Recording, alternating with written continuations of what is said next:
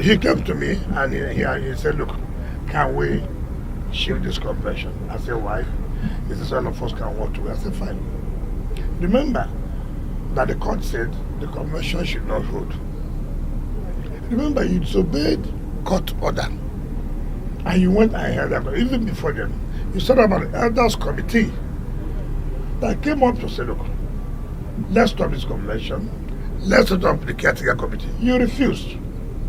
You went ahead their convention. Fine. You went back to the Federal High Court in Ibadan to validate the convention. And the Federal High Court said, how can you come to us to validate when you have disobeyed our order, our judgment that says do not hold a convention? You are not coming back to us. It's an insult. We will not give you. That convention will not stand. And therefore recognize the caretaker committee to be the ones to run the affairs of the party pending when the convention will be held. Now the caretaker committee has now come up to say, okay, look, our convention would hold. And you are now coming to tell me, let us not hold a convention. We are not lawbreakers. We listen and we obey the law, look at the judgment of the court. Then he now said, look, okay, can they have some position? I said, what kind of position would you want to have? He said, can we give him secretary?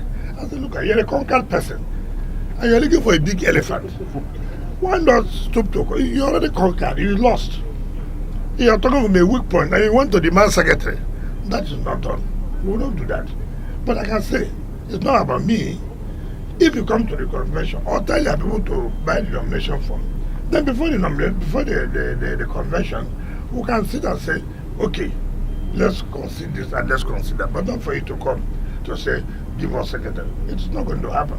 And he now told me, okay, let him go back and meet his people and come and meet us. That was the end of it. But luckily, if you heard what he said, he has tried. That he has now seen that even the APC does not want him. Even the PDP does not want him again. So the only alternative he has to go to ADC. But this was the same man, and I want Nigerians to hear. In 2022, 2023, when the president emerged as the presidential candidate of APC, this same Bala Mohammed, no shame, no character, flew down to Port Harcourt to meet me that, look, we have to work for Aswaju Bala Mohammed Tinubu, that he can never work with Atiku. It didn't take 4 days. The same man who came to lure me has now moved to the same Atiku. Even this meeting he came to meet me, he vowed that you know that Atiku hates him, that he will never. That's why we should make sure that since he cannot go to APC, let us be in the PDP. I agree. The same man now has also moved to the same Atiku's party. What kind of character? This is what I've always said. They don't even know that Nigerians are watching them. He tells you one thing today, he says one thing in the morning, in the afternoon he says a different thing, in the night he says a different thing. So Bala, we are very happy that you've told Nigerians whom you are, that you're never stable. And this is why people cannot deal with you.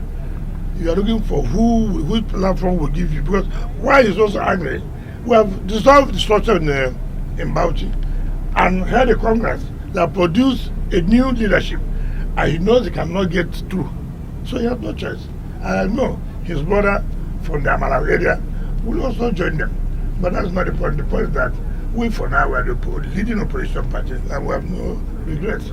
But it will not continue to be like that. We'll make our points in 2027. From there we'll move on. Thank you. Sir, you once said you put fire in Bauchi in reaction to one of the invectives thrown at you by the Bauchi governor there. Yes. Would you now say you've succeeded in doing that? I have not. Have I ever hidden my intention? He came to put his hand in River State. I said, look, I'm going to give you back. Has he not lost? So, I mean, we will know who is now bigger in the game. Thank you.